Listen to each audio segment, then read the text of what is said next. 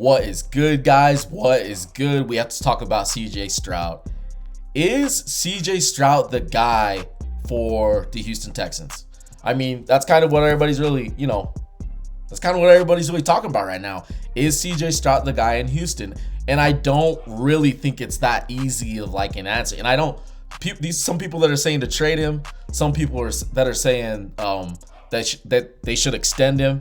I think it's so hard to go one way or another. But I mean, let's just look at it, right? They go into the draft. And in that draft, they got CJ Stroud and they got Will Anderson, right? So they got CJ Stroud at 2 and they traded up for Will Anderson. And I mean, just if you can get 2 starters in the first round, that's incredible. It is literally incredible to get 2 starters in the first round. So just the fact that they've had CJ Stroud along with Will Anderson, the fact that it's been like good up to this point, I mean, hats off to the Houston Texans because it's really not easy to hit on back-to-back draft picks. I mean, we see it a lot. Let's not act like teams don't hit like that all the time. But, going away from Deshaun Watson and then hitting on a guy who at the time looked like a franchise quarterback, because CJ Stroud's rookie year, he looked like a franchise quarterback. So you're getting Will Anderson, you got your quarterback. And like I said, CJ Stroud looked really good in his rookie year. He looked really good in his rookie year, and it made a lot of people who didn't like Bryce Young, it made them feel really good about themselves, right? We all know this. They were in the same draft. But the last 2 to 3 years, it hasn't been the best. It hasn't been the best with the Houston Texans. And under DeMeco Ryans, he's the defensive head coach. You got to have the right offensive mind. You got to have the right supporting cast around CJ Stroud. And, they blame Bobby Slowick. They get rid of Slowick. And I mean, it just hasn't gotten better. They're always dealing with injuries on their offensive line. Overall, their offensive line just really isn't that good, right? It's just really not that good. You have Stephon Diggs for 1 year. You got Nico Collins, Tank Dell's been hurt.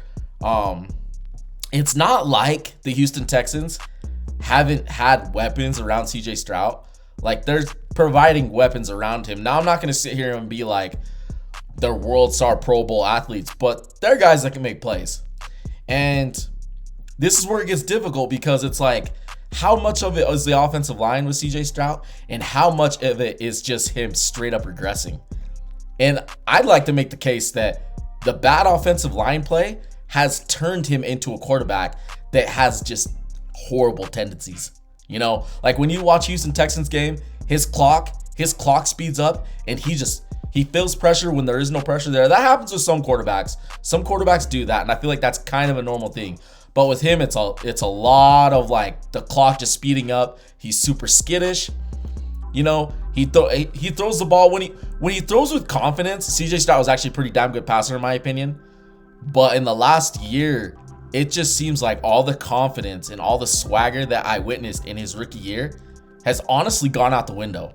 It really looks like it has just left everything for the Houston Texans. I don't get a sense. I literally don't get a feel of anything that I saw from that dude's rookie year. And that's scary. That is scary, especially when that guy is like your franchise quarterback right now that we're talking about, right?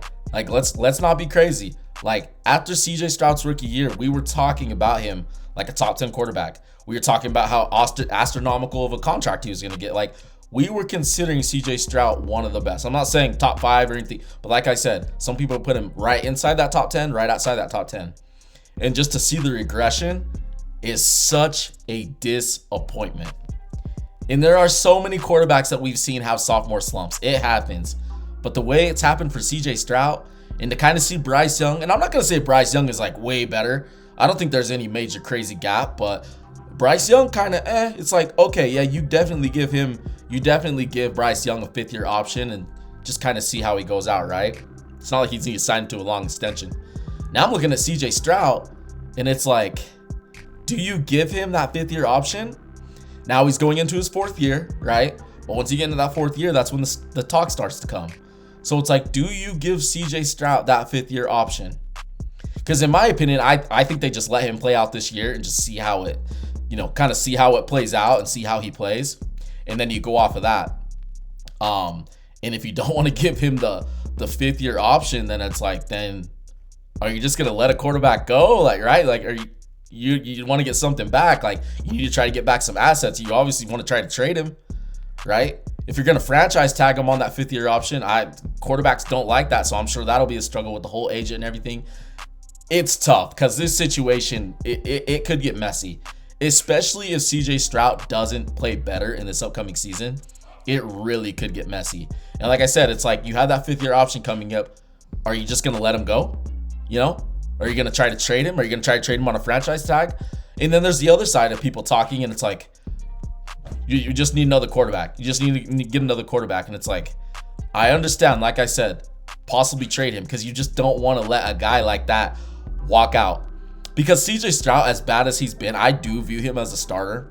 Like, he's still young. Like I said, he's going into his 4th year. He's still a pretty damn young quarterback. And I just don't think pulling the plug on him as a starter quite yet is the move. I mean, let's not act like we haven't seen other quarterbacks go out there and just lay an egg and play like shit. I mean, we've seen it from Justin Herbert within his own conference. It's not like we haven't seen that before. Hell, even Josh Allen went out and had a 4-turnover game. But, you know, a lot of people, we like to talk about the Houston Texans. They have one of the best defenses, and it just makes it really hard when you have a championship level defense like that, and then you have quarterback play and the offense playing like that. So I entirely get that. But for these people that are just like, just get rid of him, let's not pretend like getting a franchise starter in the NFL is some easy task, because it's not. And there's a reason. There's teams that just don't have a guy, or they have a guy that they have a lot of questions about. Isn't that crazy that finding 32 NFL starting quarterbacks that are all solid to good is like a struggle? Isn't that, just think about that. Isn't that insane in this country where we have, what is the population in the US? Like 340 million, 350 million or something like that? Isn't that crazy that we can't find 32 starting NFL quarterbacks that are solid to good? And there's a certain number of teams that struggle, whether that be, you know, just bad drafting by the GM, the coaches don't know how to coach, the management is just whack, the player doesn't want to come in, he doesn't perform, he doesn't study film, he doesn't do his part. There are just so many factors, but you got to think about that. Isn't that crazy? I just find that crazy. I just want to add that, but that goes back to what I'm saying. Like, just to get rid of CJ, it's like, dude, finding another starting quarterback is not going to be easy. And the other problem that Houston has right now, you got to think about this. Their defense is so good. Their defense is going to win them games.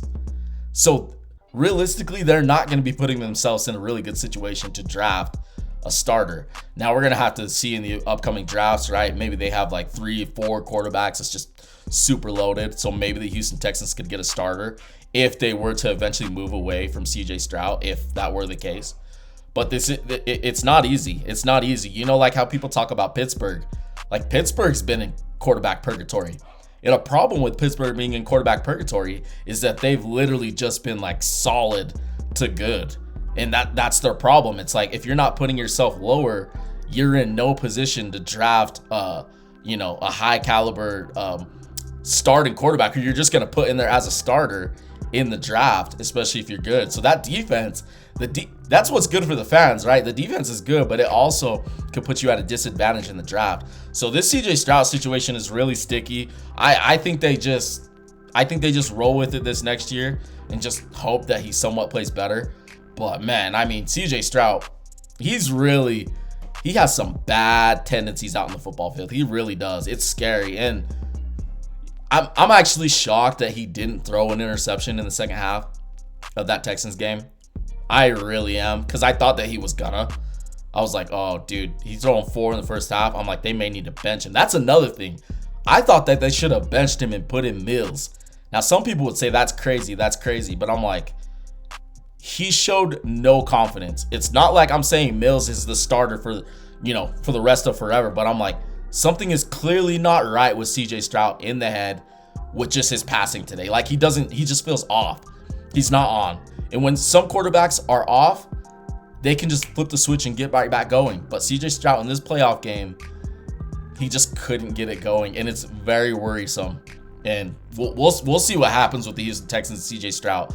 But that's what I think. I think they just need to roll on this next year, see how he plays, and franchise tag him and You know, if he plays good, then okay, you have something there. But if not, you franchise tag him and try to trade him. But letting him just go for nothing, just not ideal in my opinion. But I don't know all the stipulations. Maybe they couldn't trade him. Like I just don't really know how all that would work. But yeah, the Texans, man, they got themselves in a situation with an elite freaking defense. But that quarterback though, loves Stroud, but there's something going on there.